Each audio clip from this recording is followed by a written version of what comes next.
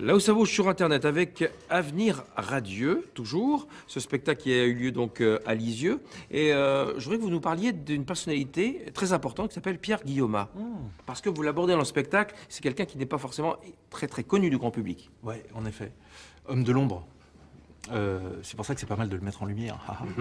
En 1951, monsieur Pierre Guillaumat, vous êtes nommé administrateur général du commissariat à l'énergie atomique, le CEA. Vous devenez l'homme de l'atome en France. Pendant la guerre, c'était un homme des services secrets.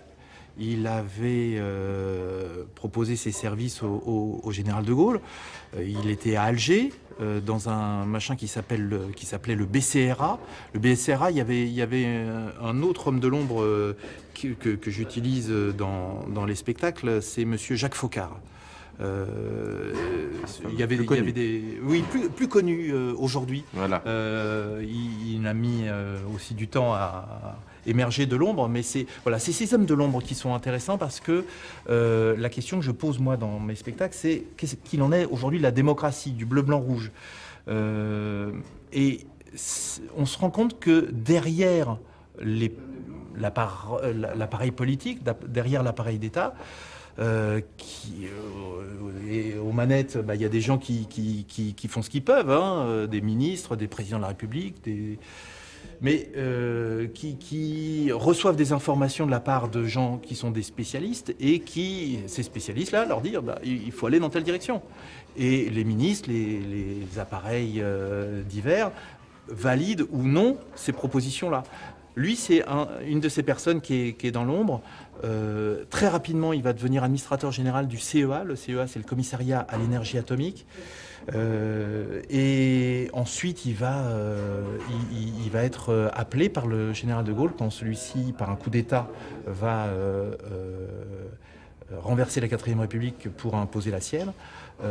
Il va devenir ministre de la Défense ou de la guerre, c'est selon les époques, on appelle ça l'un ou l'autre. Il se trouve que c'est en plein pendant la guerre d'Algérie. Après, Pierre Guillaumat va faire quelque chose d'autre. Le général de Gaulle avait besoin d'un outil au service de l'État pour continuer le travail qui était celui de la France, on va dire, dans ses anciennes colonies. Le général de Gaulle va essayer de faire en sorte que l'entreprise Total, qui était déjà bien implantée, puisse être cet outil-là. Ça ne marche pas. Total est privé et trop indépendant. Donc il va créer de toutes pièces la compagnie Elf, qui va devenir le plus gros acteur pétrolier français, un des plus gros acteurs mondiaux. Et c'est Pierre Guillaumat qui va la créer, qui va la diriger, cette entreprise-là.